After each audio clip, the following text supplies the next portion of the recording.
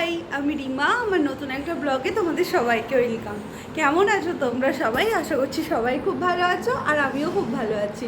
আজকে হচ্ছে সেপ্টেম্বরের 11 তারিখ, আর আজকেও আবার তোমাদের সাথে একটা লং ব্লগ শেয়ার করতে চলেছি।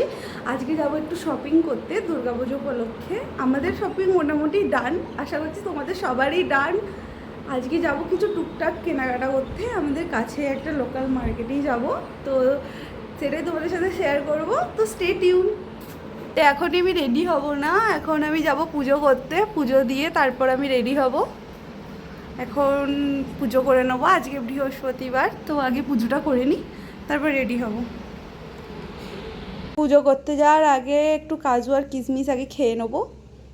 এরপরে আমি আর বাড়িতে কোনো ভিডিও করতে পারিনি, আমার লেগে গিয়েছিল প্রচণ্ড তাড়াহুড়ো। আমি কোথাও বেরোনোর আগে কিভাবে যে এত তাড়াহুড়ো লেগেছে বুঝতে পারি না। আমি যতই টাইম মতো উঠে পড়ি, টাইম মতো সমস্ত কাজ করে ফেলি, কিন্তু লাস্টে গিয়ে একটা সেই জগা খিচুড়ি পেকেই যাবে আর তাড়াহুড়ো লেগেই যাবে। আজ পর্যন্ত আমি জানি না কোন দিন আমি সুস্থভাবে বাড়ি থেকে বেরিয়ে সুস্থভাবে কোথাও গিয়েছি। আমার সেই তাড়াহুড়ো লাগবেই শেষের দিকে, তাই বাড়িতে আমি আর কোনো ভিডিও করিনি। একেবারে বেরিয়ে রাস্তায় তখন ভিডিও করলাম। বাপি আমাদেরকে বাস স্ট্যান্ড অবধি দিয়ে গিয়েছিল, আর বাস স্ট্যান্ডে দাঁড়িয়েছিল আমার ফ্রেন্ড অঙ্কিতা আর ওর বোন। আমরা একসাথেই যাব বলে আজকে বেরিয়েছিলাম। তো আমরা চলে গেলাম প্রথমে সেই দোকানটাতে, যেই দোকানটা থেকে আমি গোপুর ড্রেস কিনি। তো সেই দোকানটাতেই প্রথমে চলে গিয়েছিলাম, আর এখান থেকে আমি গোপুর জন্য দুটো জামা কিনে নিই। আমি যেহেতু জন্মাষ্টমীতে কয়েকটা জামা কিনেছিলাম গোপুর জন্য, সেগুলো রয়েছে, তাই আমি গোপুর জন্য আর বেশি জামা নিইনি।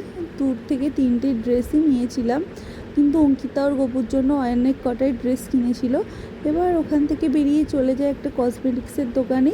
এই কসমেটিক্সের দোকানটাতেও আমি যখন কলেজে পড়তাম তখন প্রায় আসতাম, কিন্তু এখন যেহেতু আমার কলেজ শেষ হয়ে গেছে আর কলেজ যাওয়া হয় না, তাই এই দোকানটাতেও আর আসা হয় না। যখন যাই তখন যে জিনিসগুলো দরকার থাকে সেগুলো একেবারে কিনে নিই।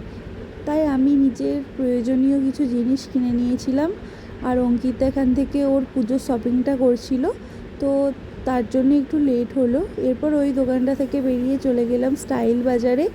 এখান থেকে বোনের জন্য একটা প্যান্ট নেওয়ার ছিল। আর স্টাইল বাজারে এখন বেশ পুজো একটা ভাইবস দিচ্ছে, একটা সুন্দর মিউজিক বাজছে, সাথে ভিড়টাও মোটামুটি হচ্ছে। তো প্রথমেই আমরা বোনের জন্য যেটা নেব সেটার জন্য চলে গিয়েছিলাম, আর সেটা নেওয়া হয়ে গিয়েছিলো খুব তাড়াতাড়ি। এরপরে এই সেন্টগুলো একটু দেখছিলাম। বোন বলছিল এই সেন্টার ফ্রেগরেন্সটা খুব সুন্দর। সত্যি এই সেন্টার ফ্রেগরেন্সটা খুবই সুন্দর। বোন আমাকে প্রথম ট্রাই করালো, তারপর অঙ্কিতাকেও ট্রাই করালো।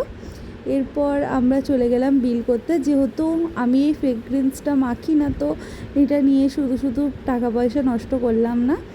তারপর আমরা ওখান থেকে বিল করে বেরিয়ে পড়লাম বাড়ি যাওয়ার উদ্দেশ্যে।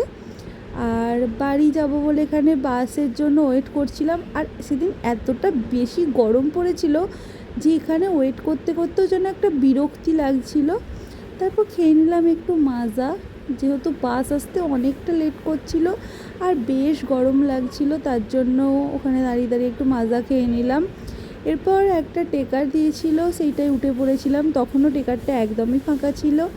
এরপর বাড়ির দিকে চলেই এলাম।